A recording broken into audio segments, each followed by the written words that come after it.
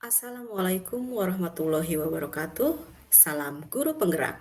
Perkenalkan, saya Nani Andriani, calon guru penggerak Angkatan 8 Kota Bogor. Di sini saya akan memaparkan modul 1.1a8, yakni koneksi antar materi atau kesimpulan dan refleksi dari filosofi pemikiran Ki Hajar Dewantara.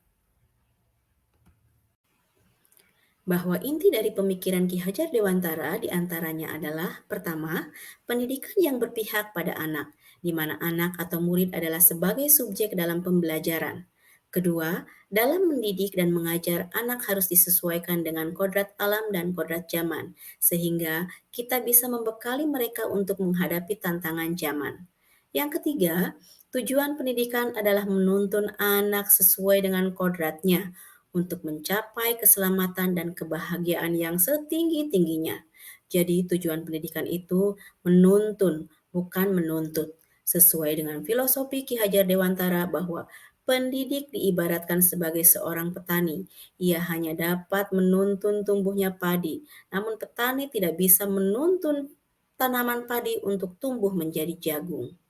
Yang keempat, di dalam menuntun anak sebagai seorang guru, hendaknya selalu berprinsip pada trilogi pendidikan dari Ki Hajar Dewantara, yakni Ingarso Sung Tulodo di depan memberikan contoh yang baik, Ing Madya Mangun Karso di tengah membangun semangat, Tutwuri Handayani di belakang memberikan motivasi atau dorongan. Ada 3 pertanyaan pemantik dalam refleksi kali ini. Yang pertama, apa yang Anda percaya tentang murid dan pembelajaran di kelas sebelum Anda mempelajari modul 1.1? Yang kedua, apa yang berubah dari pemikiran atau perilaku Anda setelah mempelajari modul ini? Yang ketiga, apa yang dapat segera Anda terapkan lebih baik agar kelas Anda mencerminkan pemikiran Ki Hajar Dewantara? Pertanyaan pertama, apa yang Anda percaya tentang murid dan pembelajaran di kelas sebelum Anda mempelajari modul 1.1? Sebelum saya mempelajari modul 1.1 ini, saya menganggap anak itu seperti kertas putih yang kosong, dan saya harus mengisi kertas itu dengan metode saya tanpa memperhatikan karakteristik dari masing-masing kertas.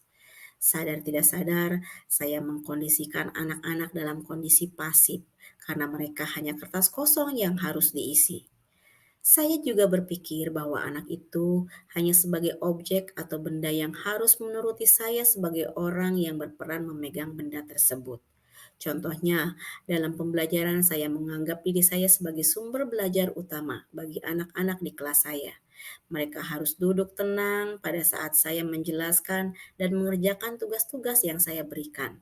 Saya cenderung mentransfer ilmu dengan metode ceramah sehingga kelas terasa membosankan. Saya lebih berfokus mementingkan hasil kognitif anak tanpa memperhatikan aspek lain yang ada pada diri anak. Misalnya, aspek kodrati anak dan aspek budi. Anak harus melakukan perintah dari saya tanpa saya beri kesempatan mereka menemukan secara langsung ilmu yang mereka sedang pelajari. Saya juga sempat memiliki asumsi bahwa ganti menteri pendidikan, maka ganti juga kebijakan tentang pendidikan. Padahal pendidikan itu harus dinamis dan terus berubah sesuai dengan perkembangan zamannya. Awalnya saya juga percaya bahwa pendidikan itu tidak perlu berpihak kepada anak, tapi lebih kepada cara bagaimana supaya murid mendapat nilai yang bagus. Pertanyaan kedua, apa yang berubah dari pemikiran atau perilaku Anda setelah mempelajari modul ini? Modul ini membuka pemikiran saya bahwa yang awalnya saya menganggap anak sebagai kertas kosong, ternyata mereka adalah kertas yang sudah ada tulisannya, walaupun masih samar-samar. Anak memiliki keunikan sesuai dengan yang mereka miliki. Tugas kita sebagai guru adalah menebalkan tulisan yang sudah ada tersebut. Oleh karena itu, tugas guru hanya dapat menuntun tumbuh dan hidupnya kekuatan kodrat yang ada pada anak, agar anak dapat memperbaiki lakunya, hidup dan tumbuh sesuai kodrat mereka. Dalam proses menuntun, Anak diberikan kebebasan, namun kita sebagai pendidik juga harus memberikan tuntunan dan arahan agar anak tidak kehilangan arah yang pada akhirnya membahayakan diri mereka dan orang lain. Pemikiran saya yang awalnya bahwa anak hanya sebagai objek atau benda juga berubah setelah memahami modul ini, bahwa anak juga harus menjadi subjek pembelajaran itu sendiri, tentu dengan bantuan guru sebagai fasilitator dan motivator dalam pembelajaran. Guru bukan satu-satunya sumber belajar, murid bisa belajar dari lingkungan sekitar, dari teknologi, bahkan dari orang yang bukan berprofesi sebagai guru.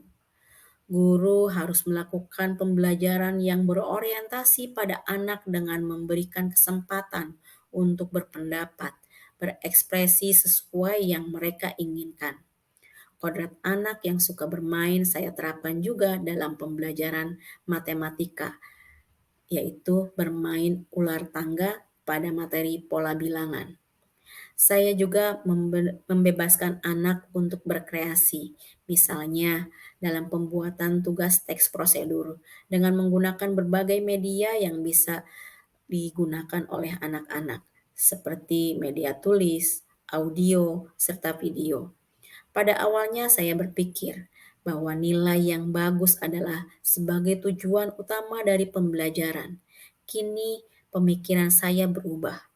Pendidikan bertujuan untuk menuntun segala kodrat yang ada pada anak agar mereka mencapai pada keselamatan dan kebahagiaan yang setinggi-tingginya.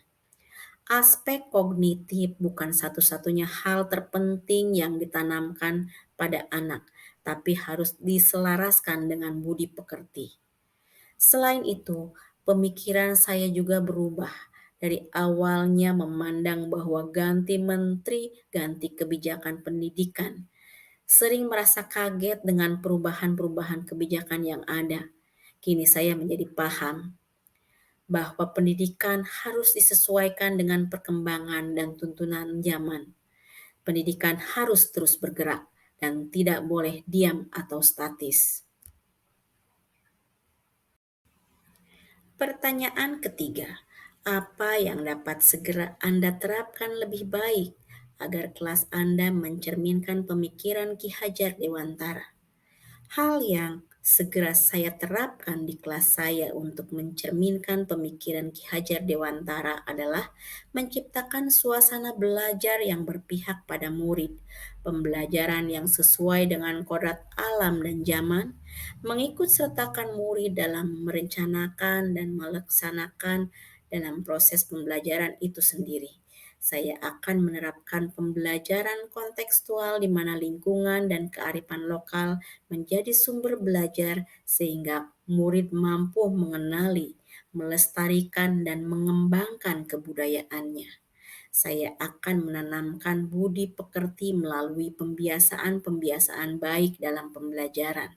Saya akan terus berkolaborasi dengan berbagai pihak seperti orang tua, masyarakat sekitar dalam mengembangkan pembelajaran dan menanamkan nilai-nilai budi pekerti. Kesimpulan saya dari refleksi ini, yang pertama, pendidikan adalah menuntun siswa untuk mengembangkan bakat dan minatnya sehingga dapat mencapai keselamatan dan kebahagiaan setinggi-tingginya. Yang kedua, pendidikan bukan hanya mentransfer ilmu dan nilai saja, tetapi ada penanaman budi pekerti dan mendidik sesuai kodrat alam dan zamannya. Yang ketiga, pendidikan sejatinya adalah berhamba pada anak, yang artinya seorang pendidik hendaknya menuntun anak dengan tulus ikhlas dan sepenuh hati.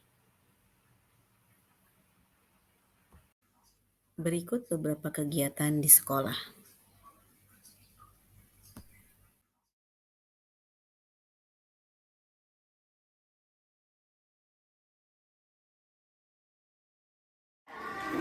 Ada anak kecil bawa sepeda motor, sepeda motor listrik lah. Dia ngebut, jangan di belok. Dia tiba-tiba langsung belok. Aku di sini deh. Waktu sepeda listriknya, jadi aku langsung ngerem cip, belok sini. Bergubrak soalnya jalannya licin, habis hujan. Habis itu langsung dia balik ke sana, udah muter balik langsung dia. Soalnya turunan bawahnya, jadi aku nggak sempat lihat. Ya Pak, dia bawa, ya udah aku lanjutin lagi ke sana buat tulis. Demikian refleksi dan kesimpulan saya setelah memahami modul 1.1 ini. Terima kasih.